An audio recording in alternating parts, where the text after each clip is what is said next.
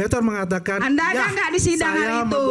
Ini bukan sidang, Dek. Ya, sorry ya, ini bukan sidang ya. Saya Kita paham, menjelaskan ini karena kami ada di mediasi. situ. Mediasi, Anda tidak ada di sana untuk mediasi. Ya, apa isi mediasinya? Mediasi isinya, Better mengakui saya memfitnah. Katakan zaman Pak Jokowi ini bahwa pertumbuhannya itu 4,7. Tapi setelah kita cek itu tahun 2019 itu 5,02%. 2019 pertama. Periode 5 pertama. tahun periode pertama itu. Oke. Kemudian memang turun karena ada COVID. Ya saya setuju ada 4,7% karena COVID. Turun dari 0,2% itu. Jadi kenyataan yang ada seperti itu. Bahwasanya apa yang dilakukan Pak Jokowi itu adalah bagaimana minimum memaintain dan meningkatkan artinya perekonomian Indonesia itu. Ya, walaupun ya dibilang banyak sekali celah-celah, tapi itu kan bagaimana kita berusaha untuk bisa meningkatkan perekonomian kita, meminimais yang namanya pekerjaan-pekerjaan yang katakanlah dibutuhkan oleh masyarakat tidak dapat terpenuhi misalnya, membuka lapangan pekerjaan baru. Saya seperti itu. Dan juga tadi saya juga katakan ada bersinggungan dengan masalah IKN kan. Ya kalau kita bicara IKN itu, ya kita tidak bisa katakanlah mengeneralisir pada tahun ini. Dan itu pasti akan 5 tahun ke depan yang akan dirasakan oleh para anak cucu kita. Dan itu sudah juga masuk undang-undang negara di situ untuk masalah IKN itu. Jadi mau tidak mau yang harus dilakukan, jangan sampai di stop untuk itu. Dan juga komitmen dari pemerintah juga kan sudah jelas untuk masalah komitmen bahwasanya dipercepat sampai 2028 bisa pindah ke. Jadi Anda menolak kalau Pak Jokowi dikatakan memperdalam kerusakan hingga apa yang terjadi saat ini soal ketidakadilan. Iya, kita apa yang bisa Anda sampaikan pada publik bahwa Pak Jokowi nggak seperti itu? Pak Jokowi nggak seperti itu. Coba kita lihat ya, Pak Jokowi kan kalau dalam pembangunan itu kan kayak kita makan bubur kan dari pinggiran. Apa yang dirasakan saudara-saudara kita dari Aceh, apa yang dirasakan saudara kita dari Papua? Ini kan luar biasa semua. Mereka belum pernah merasakan yang namanya misalnya ada jalan raya yang tembus sampai ke kampungnya. Yang mereka bisa bawa hasil bumi mereka ke Jayapura misalnya. Ataupun di Aceh ya, yang mempunyai hasil perkebunan. Ketika jalan tidak ada di sana, jalan yang untuk jalan tol misalnya. Dan dia bisa menjual sekarang langsung ke Medan hasil buminya. Artinya dia ada pergerakan di situ. Artinya ada logistik yang berjalan di situ. Nah inilah gunanya bahwasanya Indonesian Connection itu terjadi di situ. Jadi ketidakadilan sekarang apa yang dirasakan oleh publik, demo dan sebagainya nggak ada ulah dari Pak Jokowi. Tidak ada efek dari Pak Jokowi. Ini saya akan menjawab itu bahwasanya dikatakan juga bahwasanya ada beberapa kriteria tadi oleh Pak Bunyamin tadi. Pak Bunyani, sorry saya ingat Pak Bunyani tadi.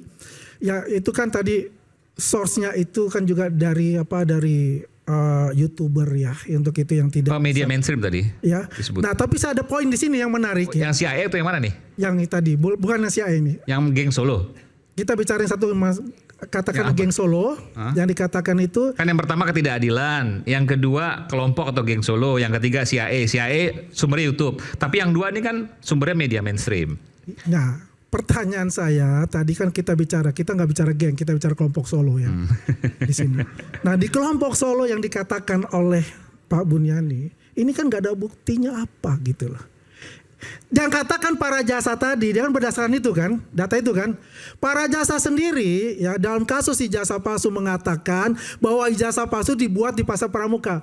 Dengan kuncinya siapa? Betor udah mengakui bahwasanya itu adalah fitnah yang saya buat. Itu saksi kunci. Artinya ya, apa yang dikatakan oleh Rajasa di Pasar Pramuka itu bahwasanya ya Anda nggak tahu, Anda cuma penggembira, Anda penggembira. Anda nggak tahu sejarahnya, Anda tidak baca, Anda tidak lihat. Bagaimana ya dengan proses dengan Pak Paiman, Betor mengatakan bahwa saya sudah memfitnah Pak Paiman mengenai ijazah Pak Jokowi yang di Pasar Pramuka. Jadi saya jelaskan apa yang dikatakan Rajasa. Ditambahkan pula bahwasanya yang namanya visa Amerika itu bisa dibuat di Pasar Pramuka. Itu tambah lagi buat saya itu nonsense. Bagaimana bisa dibuat seperti itu? Ya, jadi itu yang saya katakan tadi itu ya. Itu kalau ambil dari. Tadi mau ngomong apa tuh? Silakan ngomong. Masalah ijazah. Dikaitkan ke sini. Pertama nggak nyambung. Kedua, masalah Bitor itu bukan masalah ijazah, Mas. Belum selesai masalah ijazah ya, Mas.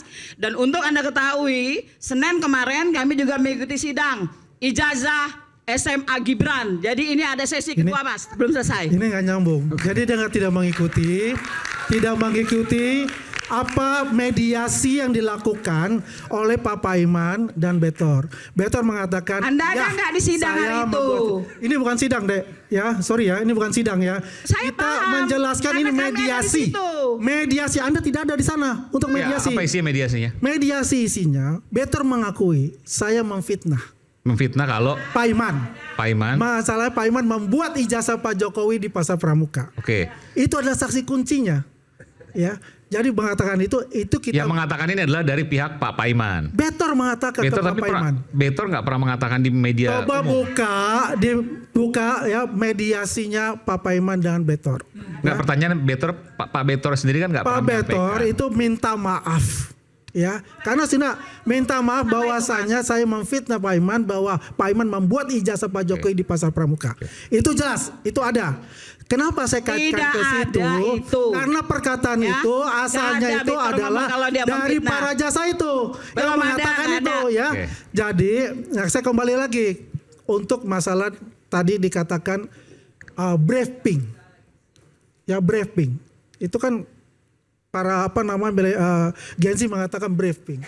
Ibu-ibu yang memakai jilbab pink. Namanya Ibu Ana. Ini lagi yang lain aja. Ya, Itu pink namanya juga. Ibu Ana, ya. Ibu Ana itu ya akhirnya kita ketahui bahwa dia itu memiliki kebutuhan khusus. Ya, dicari-cari oleh keluarganya. Gitu loh. Cek aja di YouTube dari itu ya. Itu sudah jelas mengatakan itu dan juga minta maaf dengan kelakuan dari ibunya ini. Ya. Jadi jelas untuk itu. Tidak ada yang namanya bahwasanya itu dibuat ya sebagai ikon oleh CIA. Kalau saya katakan untuk itu. Kalau tadi yang soal geng Solo, kalau Itu apa bicara namanya itu saya, satu. oke lah, karena untuk sumber kita YouTube saya bicara kenal tuh. kelompok Solo yang Tadi dikatakan sebutkan tadi Ahu tadi disuruh segala macam yang biasa kemudian melakukan itulah demonstrasi dia. membela Pak Jokowi dan Mas Gibran. Ya, ini saja. Laporan Republika. Pakai Bukan Pak Bunyan ini Pak Bunyan menyampaikan ke kita. Pak Buniani ya. Ya, ini sebagai mungkin kepolisian bisa menyelidiki lebih lanjut. Siapa orang ini? Dengan informasi dari Pak Buniani ini. Karena ini adalah suatu fitnah. Kalau misalnya harian Republika ini mempunyai source-nya ini, dia membuat ini, dia kan masih ada recheck. Bukan hanya oleh satu orang yang dia percayai. Mesti ada check and recheck dan balance informasinya. Bisa saja ini seperti kayak Ibu Ana itu. Ya, hanya asal nyoblak, asal ngomong. Nah, kalau media pasti punya, dia kan highly regulated. Nah, dia kalau diatur. begitu itu kan masukan Dia punya kepada pihak kode etik. kepolisian.